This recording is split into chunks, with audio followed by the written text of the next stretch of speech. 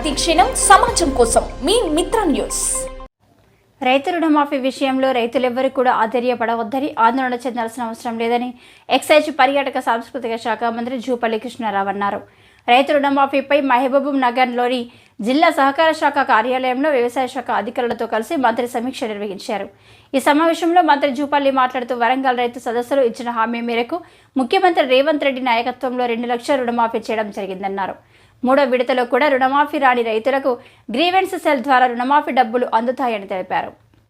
2 లక్షలలోపు రుణాలుండి ration card లేనివారు, Aadhaar card వివరాలు తప్పుగా నమోదైన వారు, మరి ఇతర కారణంతో రుణమాఫీ వర్తించని వారు వ్యవసాయ శాఖ అధికారులను సంప్రదించాలని, రికార్డును పరిశీలించి అర్హులైన అన్నదాతలకు రుణమాఫీ వర్తింపజేస్తామని స్పష్టం చేశారు. ఇప్పటికే వ్యవసాయ అధికారులందరికీ ఆదేశాలు జారీ చేశామని తెలిపారు. రైతు కుటుంబ నిర్ధారణ కోసం మండల వ్యవసాయ అధికారి స్వయంగా రైతు కుటుంబాల దగ్గరికి వెళ్లి ఖాతాదారులు, వారి కుటుంబ సభ్యుల వివరాలు తెలుసుకుని పోర్టల్లో అప్లోడ్ చేయాలని అధికారులను ఆదేశించారు. తమ ప్రభుత్వంలో అర్హులైన ప్రతి ఒక్కరికి సంక్షేమ ఫలాలు అందుతాయని చెప్పారు. ఇది రైతు ప్రభుత్వం, రైతు మేలు కోరే ప్రభుత్వం అని చెప్పారు. 10 సంవత్సరాలు అధికారంలో ఉండి రైతులకు ఏం చేయనివాడు ఇప్పుడు వచ్చి రైతుల పక్షాన పోరాడతామంటే రైతులు మీ మాయమాటలు నమ్మేంత అమాయకులు కాదని పేర్కొన్నారు. ఈ సమావేశంలో ఎమ్మెల్యేలు NM Srinivasa Reddy, Madhusudan Reddy, DCCB chairman Koramani Venkataiah, ఇతర ప్రజా ప్రతినిధులు, అధికారులు పాల్గొన్నారు. నేను ఇంకో ప్రశ్న అడుగుతా ఉన్నాను ప్రతిపక్ష నాయకులకు.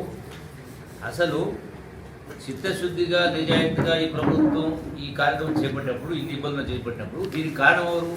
ఇంకా 2 లక్షలు కాకపోతే 4 లక్షలు అనుకున్నాం. ఇది కాబట్టి దీనికి కారకులు ఎవరు? మీరు కాదా? ఆనాటి ఏలుబడిన 10 సంవత్సరాల ప్రభుత్వం కాదా?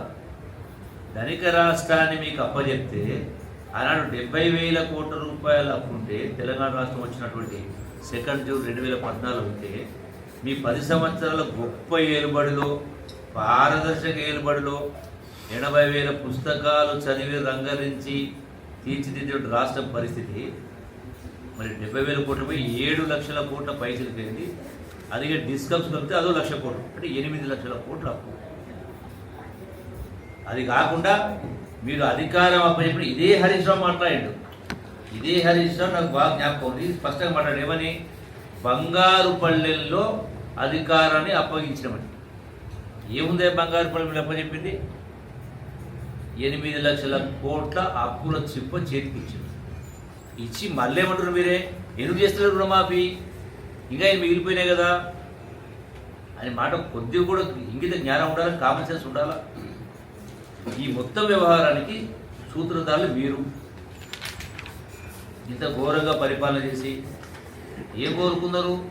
వందలాది మంది తెలంగాణ బిడ్డలు అమరవీరైన వాళ్ళు మా చావుతో తెలంగాణ రావాలి, వచ్చిన తెలంగాణది పారదర్శక పరిపాలన ఉండాలి, ప్రజాస్వామ్యం 4 పాదాల మీద ధర్మంగా నడవాలి, తెలంగాణ రాష్ట్రం పచ్చబడాలి, అన్ని వర్గాల ప్రజల జీవితాలు బాగా కావాలని ఆలోచన చేస్తే మీరు చేసింది ఇష్టారాజ్యంగా దోసుకొని, ఇష్టారాజ్యంగా దోసిపెట్టి మళ్ళీ ఈరోజు తగుదనమ్మా అంటూ మళ్ళీ ఉల్టా చోరు కోతువాలు కూడా వచ్చినట్టుగా దొంగ వచ్చినట్టుగా మళ్ళీ ఈ ప్రభుత్వం పైన మీరు ఈ ప్రభుత్వం పైన చేసే కార్యక్రమం చేస్తూ ఉంటే అంతకంటే దుర్మార్గమైనటువంటి గర్భుడు ఇలా బావమర్దులు హరీష్ రావు, కేటీఆర్. మళ్ళీ మీరెందుకు చేయలేదే? మీరెంత చేసింది? ఎన్ని సంవత్సరాలు పట్టింది మీకు? 10 సంవత్సరాలు నిలబడ్డు. మీరు ఇచ్చిందంతా, మీరు చేసిందంతా ఇన్ని అప్పులు చేసి మళ్ళీ ఎలా మాట్లాడతారు? 8 నెలలలో 40,000 కోట్ల అప్పు చేసింది. ఈ చేసిన అప్పు కొట్టింది, చేసిన అప్పు మొత్తం కూడా మీ వడ్డీకే కట్టాం కదా. ఈ గడిచిన 8 మాసాల కాలంలో 8 మాసాలు అంటే నెలకు 5,000 కోట్ల రూపాయలు చొప్పున అంటే ఇంచుమించుగా 40,000 కోట్ల రూపాయలు మీరు చేసిన అప్పులకే వడ్డీ కట్టడం జరిగింది ప్రభుత్వం. అందుకని ఇటువంటి బేకారు మాటలు మాట్లాడకుండా ప్రజలు నచ్చాలి, మెచ్చాలి. ప్రజలు అమాయకులు కాదు, వాస్తవ పరిస్థితిని మాట్లాడుతున్నది. ఇప్పటికైనా ఈ తప్పుడు ఆరోపణలు మాట్లాడకుండా